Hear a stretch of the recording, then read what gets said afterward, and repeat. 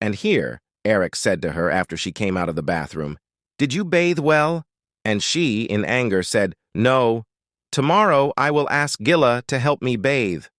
And Eric nervously said to her, "Okay, I'll do that. I'll ask her to help you bathe starting tomorrow." Then he smiled and said to himself, "She couldn't even wrap the towel properly." And here he said to her, "Come here. I have to clean you properly again." And after he did that, he put a bandage on her hand and asked her, saying, "How did you spend this morning?" And here, Mesa said, "Gilla is good." And Eric, "I'm glad you like your roommate."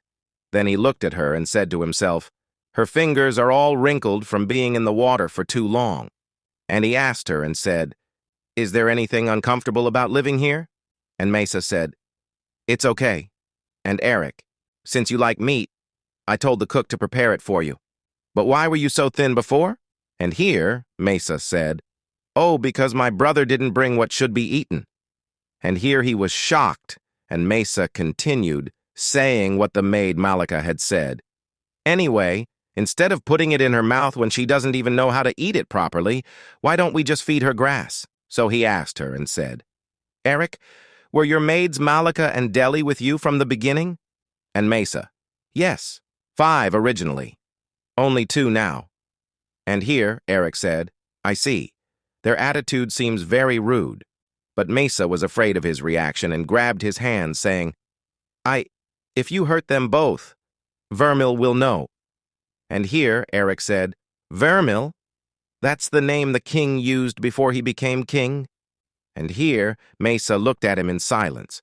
So he turned his head away in embarrassment and said, "By the way, your speech has become smoother in the past few days." And here she smiled and said, "Oh, yes, I could have done it better, but I couldn't practice." And Eric, "Why couldn't you practice?" And here, Mesa began to tell him, saying, "Oh, well, I tried to practice at night, but when I woke up, Eric pulled me back to bed, so I couldn't do it." And here, Eric felt embarrassed and said, "I didn't know you could leave the room. Don't hesitate to go out from now on."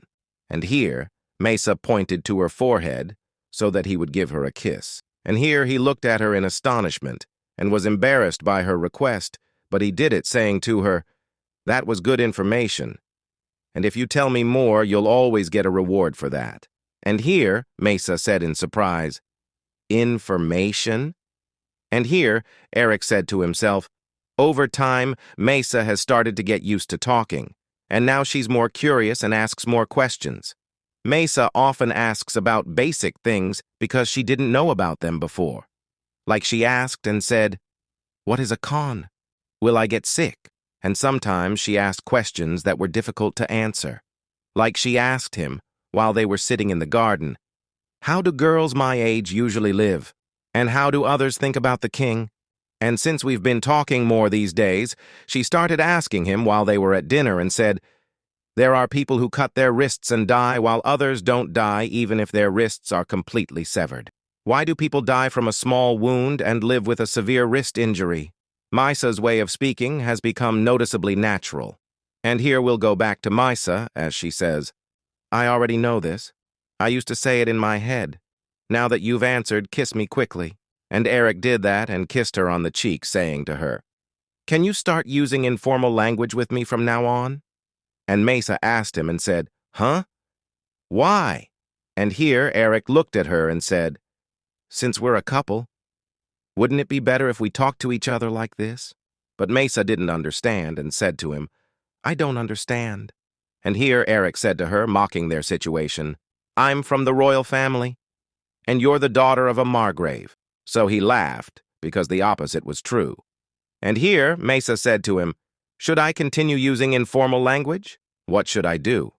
And here Eric said to her, "Since you married me, you've now become like a normal noblewoman." Then he said to himself, "And I too have found myself increasingly and unexpectedly subjected to malicious comments." And here Mesa said to him, "Why?" And Eric told her, "That's because of the social inequality between us. And that's because marriage between people of different social classes. After marriage, only the lower status is maintained." And this is strictly enforced, even on members of the royal family except for the king, under the laws of the Esquiliar kingdom. I love it when she focuses with her beautiful eyes and makes sure she doesn't miss a single word I say. Then he kissed her hand, saying, "Are you disappointed?" But Mesa said, "No, no, I'm not disappointed." She smiled and said, "I love living here, so it's okay if people treat me like a normal noblewoman." Meanwhile, Eric thought to himself, "Even that small mouth that pronounces every word carefully." Then he smiled and said to her, "I'm glad you like that." Then he said to himself, "Why didn't I realize before everything I love about you?" And here, Mesa said to him that Eric is kind, so I did a good job in saving him. And here Eric said, "What do you mean?" And Mesa, "I saved him from the accusation of treason." And here he said to himself, "My wife is beautiful, very beautiful, and I wouldn't have faced that danger if I hadn't married her." Then he looked at her as she smiled and said to himself, her lively face, rosy cheeks, and her lips that talk endlessly. So he didn't care about the danger he faced and said, "Okay, it doesn't matter." So he said to her, "Yes, I will live gratefully for what you did to save me." And here Mesa said, smiling at him, "You know, I'm happy that I married you. Really." And here Eric thought to himself, "What moves my heart is the different expressions she shows moment by moment." Then he absorbed what she said and looked at her in astonishment, interlacing his hands with hers. He thought to himself, "Everything about her is endlessly beautiful. I can't take my eyes off her." Then he moved closer to her and said, "You close your eyes. Hurry." Then he put his hands on her lips and said, "The corners of your mouth are stiff." Then he moved closer to her and said, "Relax." And here he kissed her. But Mesa thought to herself, "It's strange. It's not as if I have food in my mouth. So why is he devouring my mouth like this?" So when Eric pulled away from her, he looked at her and found her staring at him in astonishment. So he laughed at her and then kissed her forehead and then her cheek. Then he looked at her and said, "Are you feeling strange?" And then he kissed her again, but when he started kissing her neck, she pushed him away and said, "Wait a minute. No, no, that's not right.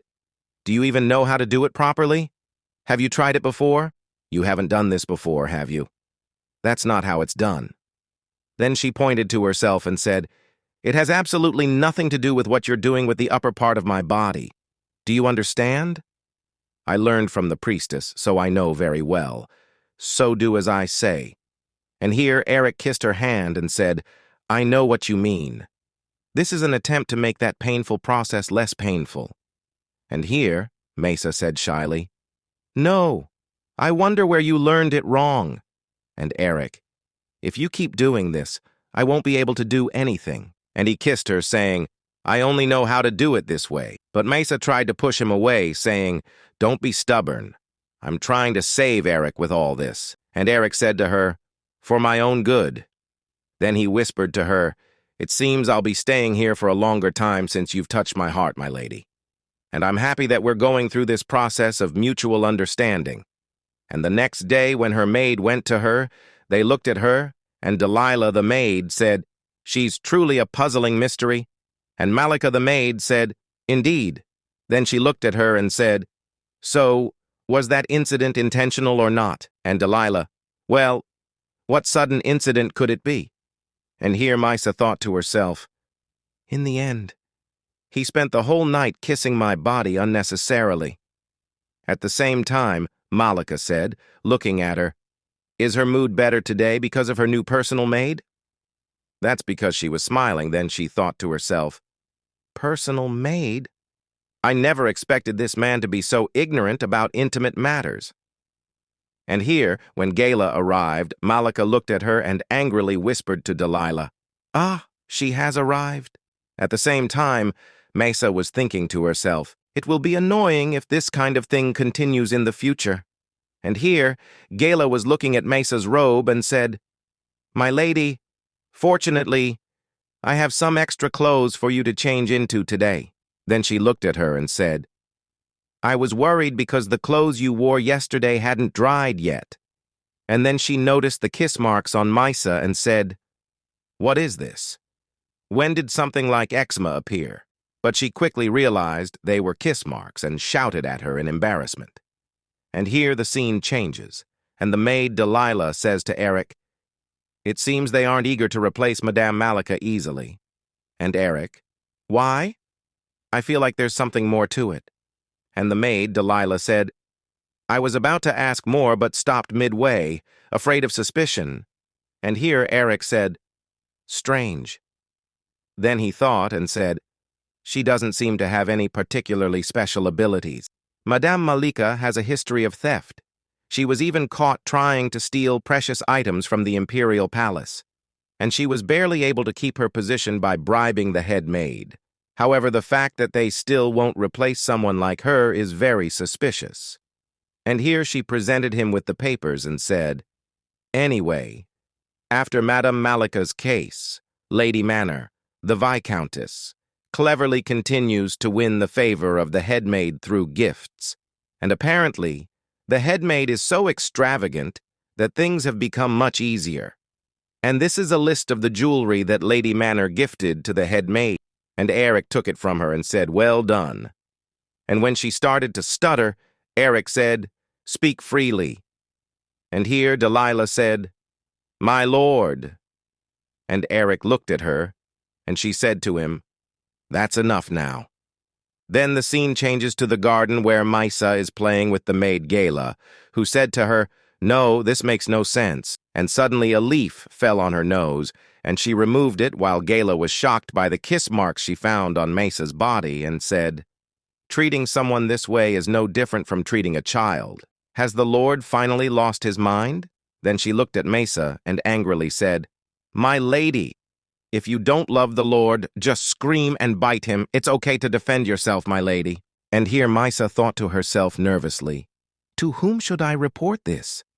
And Gala said, "But then again, you two are husband and wife. Who will stop this?" Then she looked at her and said, "My innocent young lady, you know, until now, I always thought that my younger sister Tuli was the most miserable in the world.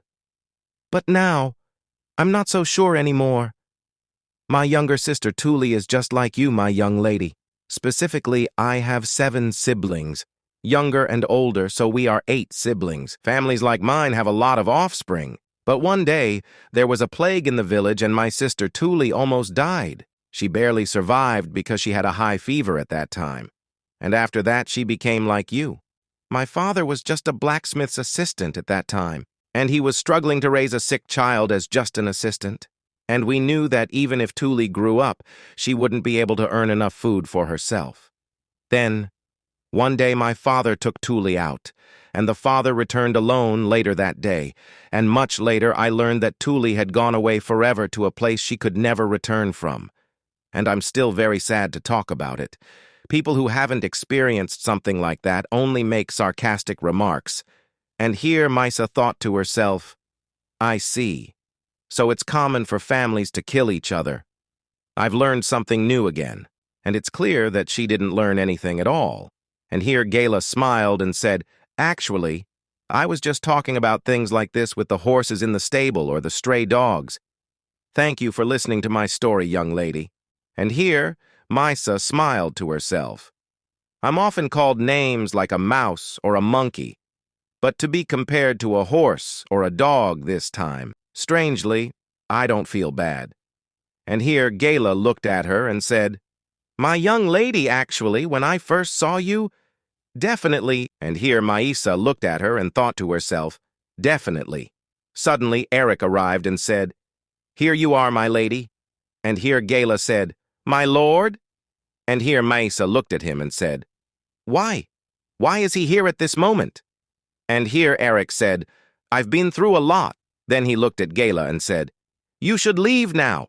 At the same time, Maisa was thinking to herself, "Why is he here at this moment? I want to know what she was going to say after definitely." At the same time, Eric said to Gala, "Do you have more to say?" But she bowed and said, "No, I'll see you both tomorrow then." And when she left, Eric said to Maisa, "Were you enjoying yourself?" But she didn't answer him. So he went and put his hands on her head and said, "Maisa." And she looked at him and said, Eric. And here Eric, when he approached her, she said to him, "There's no need for you to come to greet me anymore." So he looked at her in shock.